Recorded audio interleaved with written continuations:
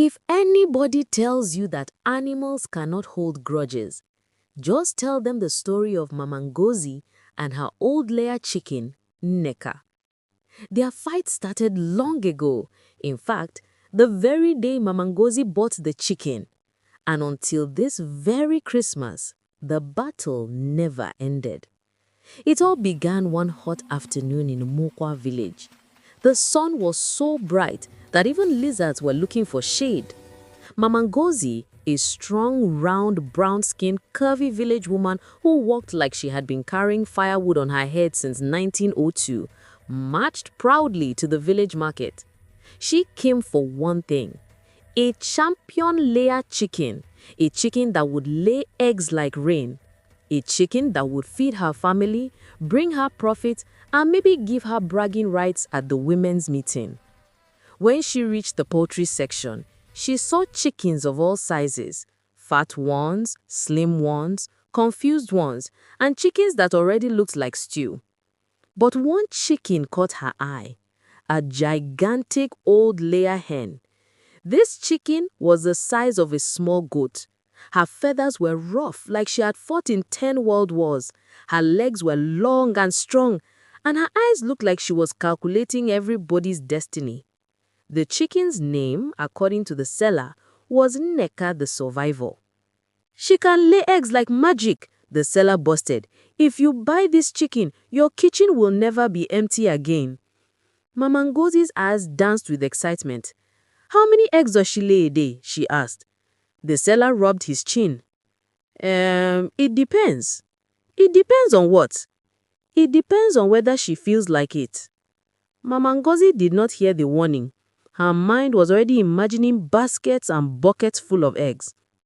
She paid the money, grabbed the giant chicken, and started dragging it home. But Neca refused to move. She stood there, tall like a stubborn queen, looking at Mama Ngozi as if to say, "You bought me, but I did not buy you." After fighting for 10 minutes, Mama Ngozi carried the chicken on her head and marched home sweating and insulted. From that very moment, their wahala started.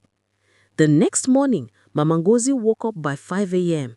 She tied her wrapper tight like a karate belt. Today was training day. Even Neca was going to be a champion layer chicken. She must learn discipline. "Chicken!" Mama Ngozi shouted. "Oya, shift! Exercise time!" Neca blinked slowly, unimpressed. Mama Ngozi clapped her hands. "March! March like a soldier!" The chicken stared at her. Mama Ngozi clapped again. "I said march!" The chicken took one small step forward, lifted one leg, and sat down.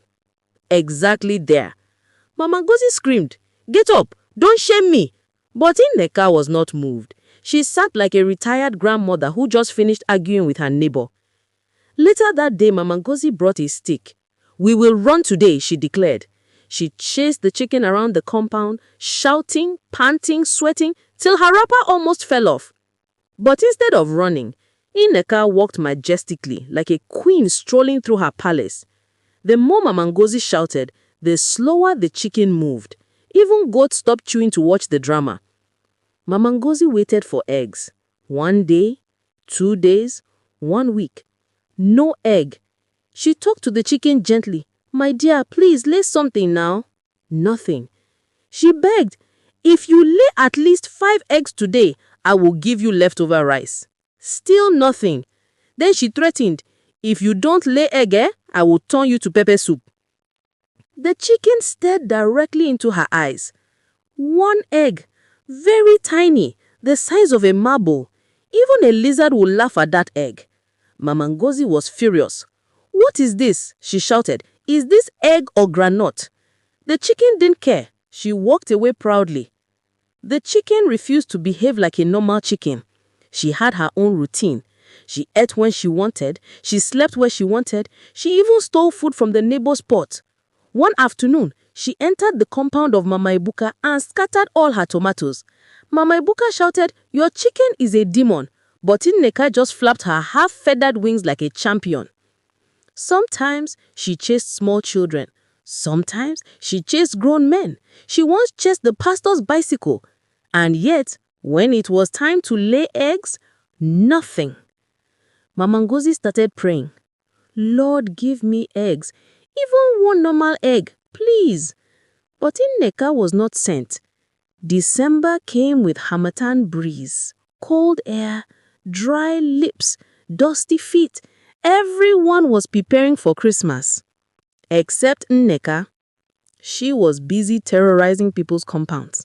One evening, after the chicken knocked down her pot of beans for the third time, Mama Ngozi snapped, "That's it! This Christmas, I will eat you. You will become my Christmas meat." The whole compound gasped. Even the chicken froze, but only for 2 seconds. Then she walked away slowly, like a queen who had just been insulted by one of her servants. Mama Ngozi sharpened her knife. She cleaned her firewood stove. She bought pepper and onions. This Christmas, whether you lay egg or not, you must enter pot. But Neca heard everything, and she was not ready to die. From that night, the chicken became extra stubborn. When Mama Ngozi brought food, Neca refused to eat. She wanted her owner to suffer. Mama Ngozi shouted, "Eat so that you can be sweet when I cook you." Neca hissed in chicken language. On Christmas Eve, Mama Ngozi chased her round the compound with a rope. "Come here, let me tie you before you escape." But the giant chicken ran with unexpected speed. She jumped over buckets, she knocked down the broom, she even pushed the goat aside. She escaped into the bush behind the house. Mama Ngozi chased her, screaming, "You cannot run from destiny, you are meat today." But Neca disappeared. Mama Ngozi spent 2 hours searching.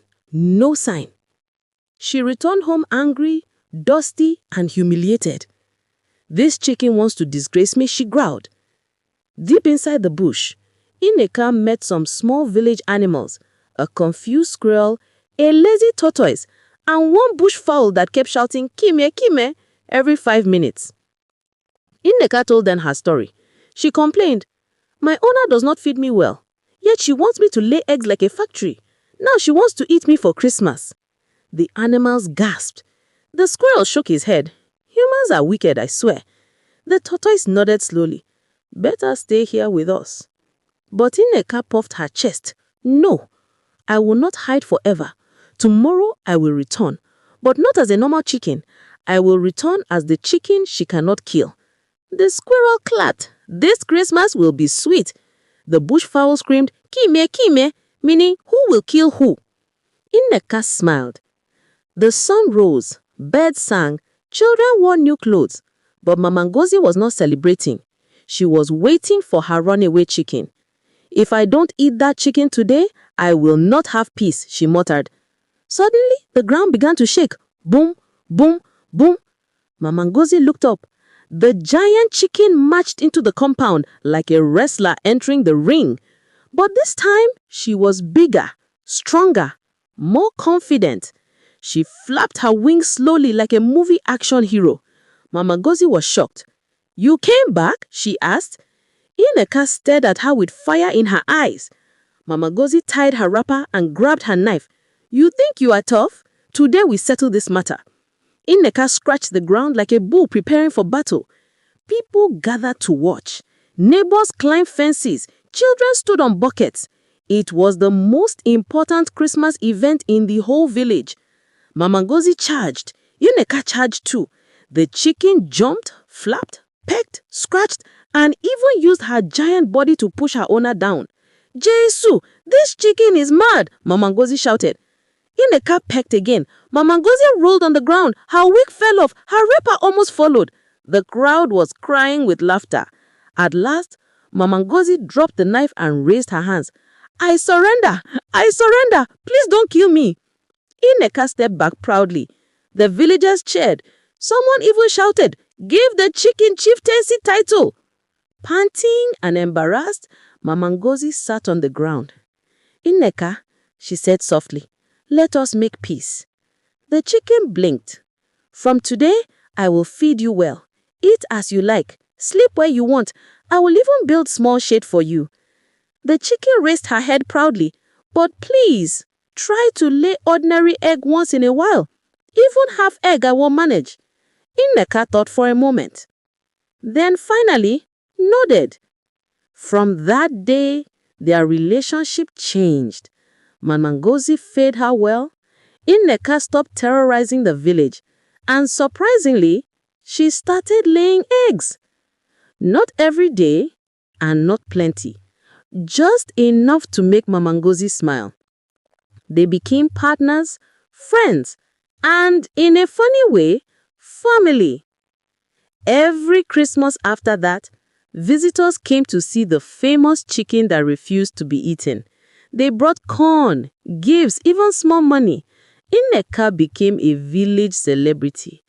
And Mama Ngozi, she would laugh proudly and say, "This chicken almost finished me, but she also saved me. She taught me patience and how to run fast at my age." They lived happily ever after. Even though Neca still laid small eggs, but Mama Ngozi never complained again, because some chickens are not meant for stew. Some chickens are meant for stories. Subscribe, share, comment and like for more interesting stories.